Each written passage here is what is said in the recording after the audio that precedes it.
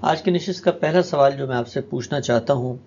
آپ نے اپنی تفسیر میں بھی اور اپنی کتاب میزان میں بھی اور متعدد لیکچرز میں اس پہلو کو تو بہت خوبی سے واضح کیا کہ دین کی وہ نصوص جن میں غلبہ دین اور اسلام کو دنیا میں غالب کرنا اور حق حکمرانی مسلمانوں کے لیے خاص کرنا اور غیر مسلموں کو باجگزار بنا کے رکھنے کی جو تعویل ہے اس کو آپ نے واضح کیا، اس کا کیا نقطہ نظر ہے، کیا تعلق ہے۔ لیکن میں آج ذرا اس سے آگے بڑھ کے ایک بات پوچھنا چاہتا ہوں آپ سے، اور وہ بات یہ ہے کہ یہ بات تو ٹھیک ہے کہ ان آیات کا مفہوم، مدعا، مقصد کیا ہے، لیکن بحیثیت مسلمان ہم سب کی یہ خواہش ہوتی ہے، ہماری نفسیاتی تسکین بھی اس میں ہوتی ہے کہ ہمارا دین جو ہے وہ دنیا میں عملی طور پر نظر آئے، رسول اللہ صلی اللہ علیہ وسلم کی ہدایات تک پہنچیں۔ ہم ہر جمعے میں بھی دعا کرتے ہیں کہ اللہ تعالیٰ اسلام کو غالب کرے اور اسلام کا ہی بول بالا ہو، اللہم اعز الاسلام والمسلمین۔ اور وہ لوگ جنہوں نے پوری زندگی اس کام میں لگائی، اب آپ کی تعویلات سن کے ان کا دماغ تو اس طرف آتا ہے، لیکن دل میں یہ خواہش ہمیشہ اجاگر ہوتی ہے کہ کہیں نہ کہیں تو اسلام کو حکومت کی سطح پہ، ریاست کی سطح پہ، مسلمانوں کی اجتماعیت میں نمایاں طور پر دیکھیں۔ سوال میرا آپ سے یہ ہے کہ مجھے یہ بتائیے گا کہ اس نفسیاتی تسکین کو مسلمان کیسے حل کریں؟ آپ نے بعض گفتگو میں فرمایا کہ مسلمان تو اپنے اسٹیج پر اپنا حصہ لے چکے ہیں، اب تو انہی قوموں کو آپ مسلمان کریں، تو اس سے لگتا ہے کہ شاید ہم لوگ کوئی خواہش نہیں رکھتے یا آپ کی طرف سے وہ کوئی عرض نہیں ہے کہ مسلمان بھی دنیا کے اسٹیج پر آئیں۔ اس تسکین کا کیا حل ہے کہ ہم بھی سیاسی طور پہ، تہذیبی طور پہ، معاشرتی طور پہ دنیا میں غالب آئیں؟ دو تین چیزیں ہیں جو اس میں ملحوظ رکھنی چاہیے۔ ایک تو جس طرح کہ آپ نے خود اس کا خلاصہ بیان کیا کہ ہمارے دین میں ہمیں کیا چیزیں کہی گئی ہیں، کن چیزوں کو نصب العین قرار دیا گیا ہے، کن چیزوں کو اہداف کی حیثیت حاصل ہے، ہمارے سامنے دین کے احکام کیا ہیں، ان کی صحیح تعبیر کیا ہے۔ اس پر میں دسیوں موقعوں پر گفتگو کر چکا ہوں، میری کتابوں میں بھی اس کی تصریحات ہیں۔ ان آیات کو یا ان مقامات کو جن لوگوں نے غلط استعمال کیا، ظاہر ہے کہ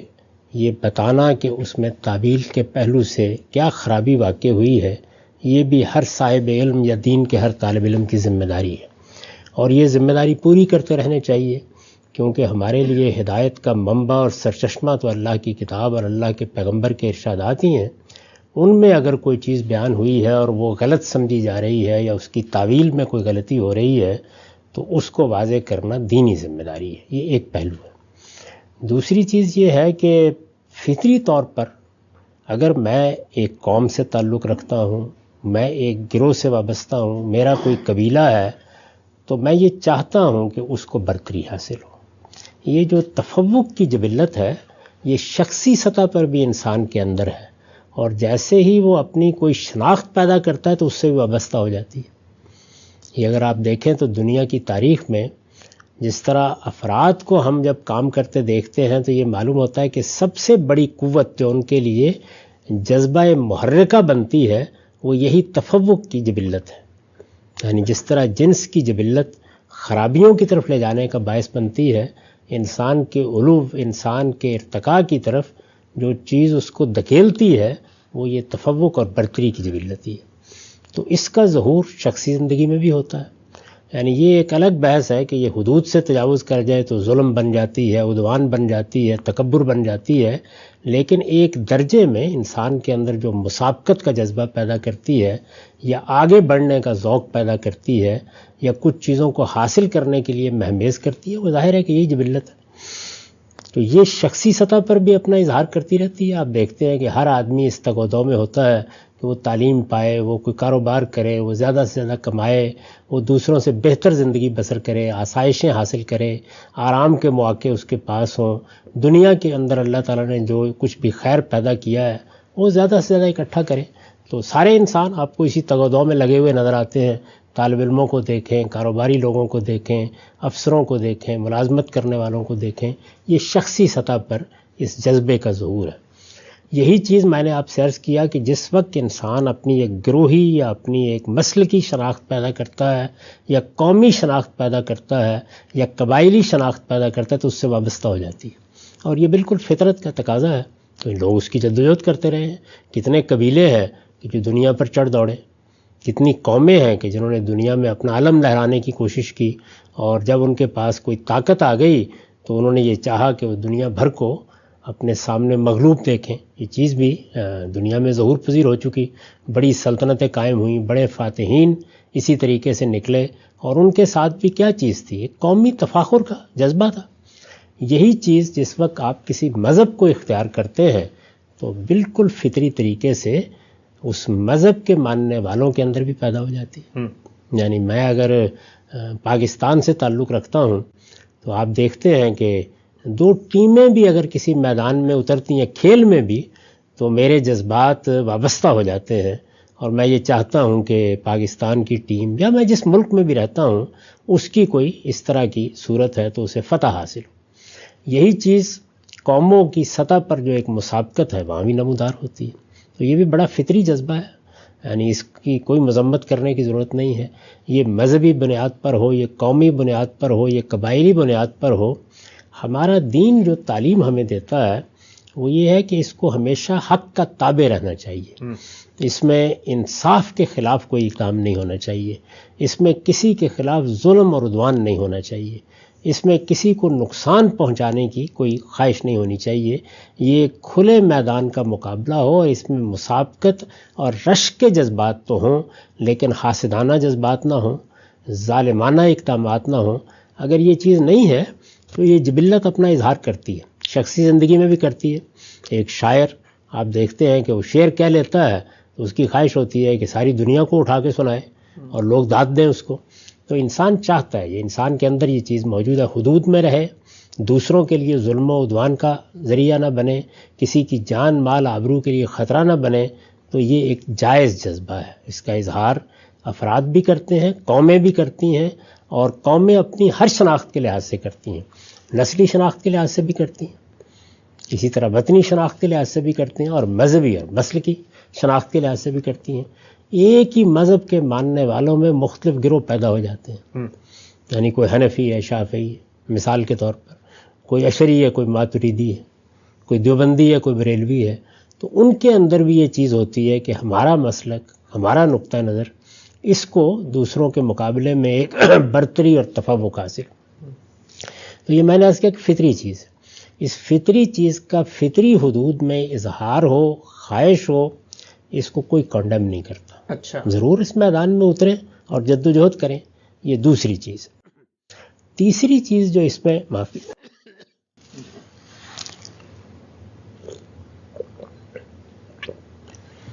جی،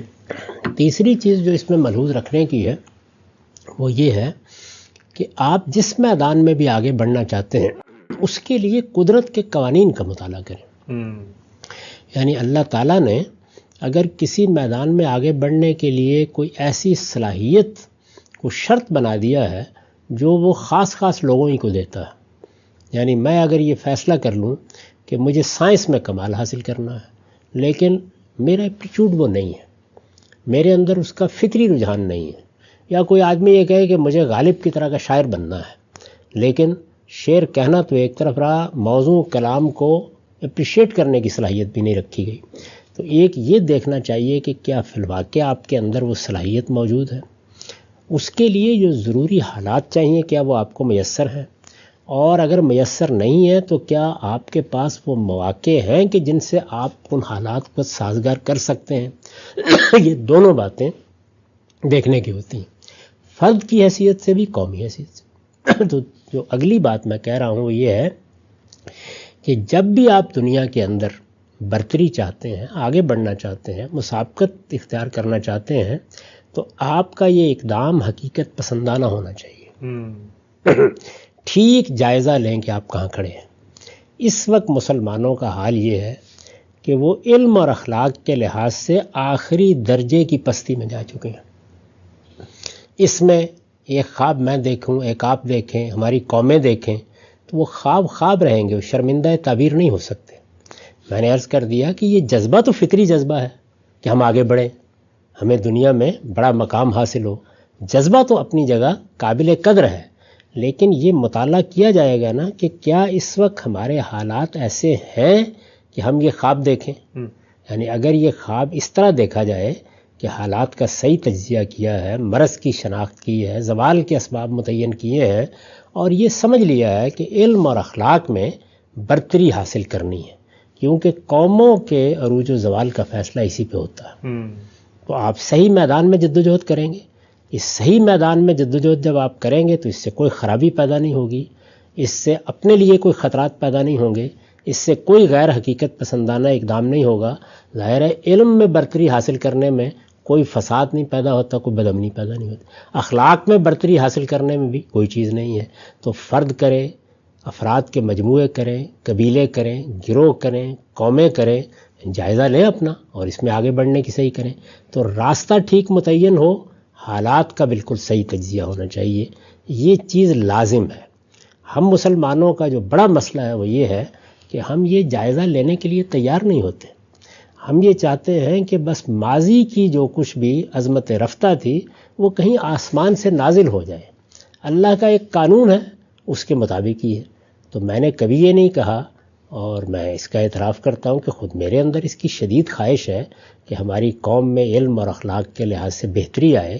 وہ دنیا میں اعلیٰ اخلاق کا نمونہ بنے، وہ علم میں ترقی کرے، اس کی یونیورسٹیوں کو، اس کے علمی اداروں کو بھی وہی حیثیت حاصل ہو جو دنیا میں اچھی قوموں کے اداروں کو حاصل ہے، اور اس طرح بتدریج ہم اس مقام تک پہنچے۔ یہ اپنی جگہ پر ایک بڑی اچھی اور بڑی محمود خواہش ہے، لیکن اس کے حاصل کرنے کے لیے یہ لائے عمل ضروری ہے، یہ بات واضح ہونی چاہیے۔ اس کے بعد اسلام کو آپ دیکھیے تو اسلام کسی قوم کی قومی شناخت نہیں ہے، یعنی یوں نہیں ہے کہ ہم ایک نسل کے اندر پیدا ہو گئے ہیں تو ظاہر ہے کہ نسل ہماری شناخت ہے، ہم ایک وطن میں پیدا ہوئے ہیں تو اب جہاں چاہے چلے جائیں وطن ہماری شناخت ہے، یوں نہیں ہے، بلکہ یہ ایک پیغام ہے، ایک میسج ہے، ایک عقیدہ ہے، ایک نظریہ ہے۔ تو یہ تو کسی قوم کے ساتھ بندھا ہوا نہیں ہے، تو اس لیے اس کی برتری یا اس کے دنیا میں فروغ کے بارے میں جب بھی آپ غور کریں تو اس میں دعوت کی اسپرٹ ہونی چاہیے، یعنی اس کو اپنے ساتھ باندھ کے نہ رکھ لیں، اس کو دنیا تک پہنچنا ہے۔ اور دنیا میں جن قوموں کو اللہ تعالیٰ نے اس وقت دنیا کے اسٹیج پر نمودار کر رکھا ہوا ہے، یا جن کے بارے میں ہر آدمی جانتا ہے کہ مستقبل میں وہ نمودار ہوں گی، ان تک دین کی دعوت پہنچانا، پیغام پہنچانا، اور ان کے لیے دعائیں کرنا کہ اللہ تعالیٰ ان کا سینہ کھول دے، ان کے بڑے لوگ، ان کے دانشور، ان کے حکماء وہ اس دین کو سمجھیں۔ تو اگر یہ چیز ہوگی تو آپ دیکھیے کہ اسلام کے بارے میں جو کچھ بھی ہم اچھے جذبات رکھتے ہیں ان کا ظہور ہو جائے گا۔ تو دعوت کے پہلو سے خدا کے دین کو دوسروں تک پہنچانا، اپنے آپ کو علم اور اخلاق کے لحاظ سے بہتر کرنے کی کوشش کرنا، یہ ساری چیزیں بڑی محمود ہیں۔ جس چیز کی طرف میں نے توجہ دلائی تھی اور جس کا آپ نے حوالہ دیا وہ یہ ہے کہ اگر یہ خیال کیا جاتا ہے کہ اللہ تعالیٰ کے قانون کے مطابق ہر دن ہمارا خواب پورا ہو جائے تو یہ ہو نہیں سکتا، کیونکہ اللہ تعالیٰ نے قرآن مجید میں یہ بتا دیا ہے کہ وہ قوموں کو ایک ترتیب کے ساتھ، جس طرح سے آپ کرتے ہیں نا کہ فرض کر لیجئے کہ آپ نے کوئی دوڑ لگوانی ہے تو آپ کہتے ہیں اچھا پہلے تم دوڑو گے پھر تم دوڑو گے، تو اللہ تعالیٰ نے قرآن میں یہ بتایا ہے کہ قوموں کو ایک خاص ترتیب کے ساتھ وہ دنیا کے اسٹیج پر موقع دے رہا ہے، یہ موقع ہر لحاظ سے ملتا ہے۔ تو مسلمانوں کی وہ اقوام جو اس وقت مسلمان کہلاتی ہیں ان کو بھی یہ موقع ایک دو دن نہیں، ایک دو سال نہیں، بلکہ کم و بیش 800-900 سال کے لیے ملا ہے، اور وہ اس موقع سے جو فائدہ اٹھا چکے وہ بھی اٹھا چکے، اور جو اس مہلت کو فائدہ نہ اٹھانے کے نتائج تھے وہ بھی بھگت چکے ہیں۔ تو میں نے یہ توجہ دلائی ہے کہ یہ تاریخ تو ہو چکی، اب دنیا میں کچھ دوسری قومیں ہیں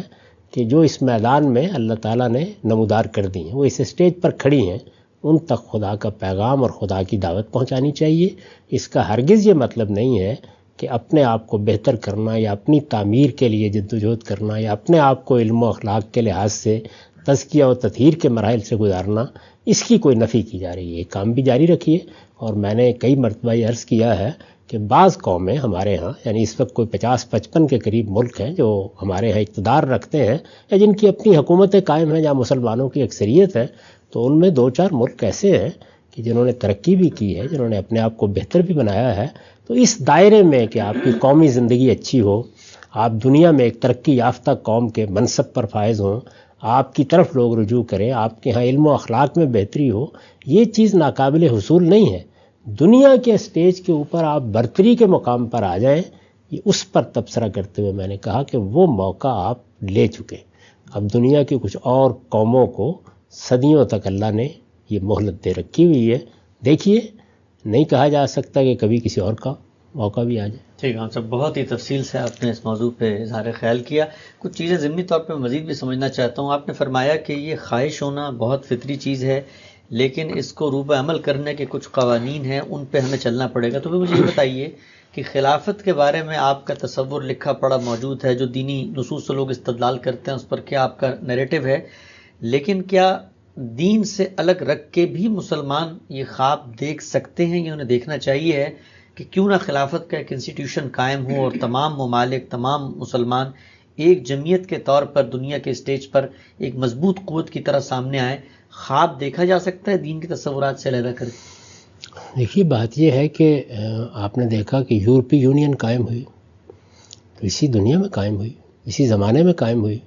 انہوں نے اپنا ایک متحدہ پلیٹ فارم قائم کیا۔ اسی طرح سے 50 کے قریب ریاستوں کے ایک مجموعے کو یونائٹڈ اسٹیٹس آف امریکہ قرار دیا گیا۔ تو یہ دنیا میں کوئی ایسا ناقابل عمل معاملہ نہیں ہے۔ اگر مسلمانوں کی مختلف ریاستیں بھی اپنے اندر کوئی نظم پیدا کرتی ہیں یا یونائٹڈ اسلامک اسٹیٹس کی کوئی صورت اختیار کرتی ہیں